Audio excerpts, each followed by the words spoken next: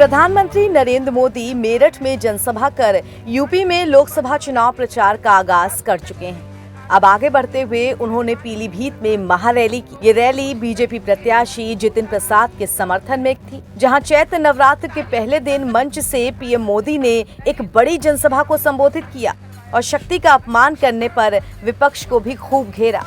इस दौरान मंच पर सीएम योगी समेत बीजेपी के तमाम बड़े दिग्गज मौजूद रहे, लेकिन इस भीड़ में से कोई एक शख्स गायब था तो वो थे वरुण गांधी। जी हां, इस महारैली का हिस्सा वरुण गांधी नहीं बने। वही वरुण गांधी जो फिलहाल बीजेपी से पीलीभीत के सांसद हैं, मगर इस बार पार्टी ने उनका टिकट काटकर योगी सरकार के कैबिनेट मंत्री जितिन प्रसाद को अपना प्रत्याशी बनाया है। प्रधानमंत्री मोदी ने आज की अपनी चुनावी जनसभा में न सिर्फ पीलीभीत बल्कि तराई की अन्य सीटों को भी साधने की कोशिश की।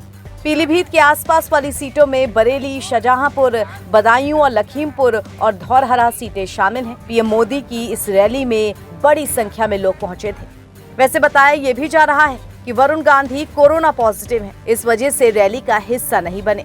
और कुछ दिन पहले मेनका गांधी ने भी अपने घर में सभी लोगों के बीमार होने की बात मीडिया से शेयर की थी कि वरुण और उनकी बहू दोनों को इस वक्त वायरल फीवर है काफी तेजी से, और मेरी जो समधन है उनका एक हार्ट अटैक हुआ है, तो घर में इस वक्त बीमारी चल रही है। तो वैसे भी अगर आना भी चाहते थे तो मुश्किल हो जाता, लेकिन वो नहीं आने वाले थे। मैम, क्या आगे आपके चुनाव की कमान संभालेंगे अब मैं अपना कमान नहीं संभाल सकती। पिछली बार भी आए थे और पार्टी कमान संभाले।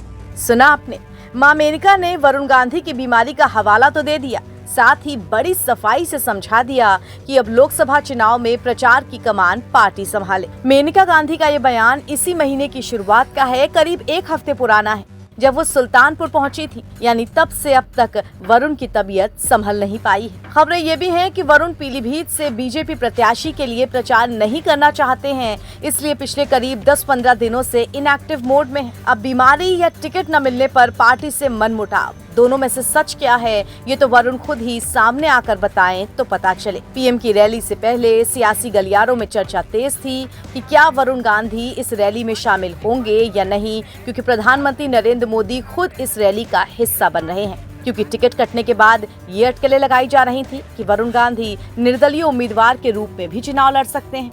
वरुण गांधी ने नॉमिनेशन के लिए 4 सेट में पर्चा भी खरीद लिया था। पीलीभीत लोकसभा सीट के लिए चुनाव के पहले चरण में 19 अप्रैल को मतदान होना है। पीलीभीत सीट से 2019 के चुनाव में बीजेपी के वरुण गांधी संसद पहुंचे थे।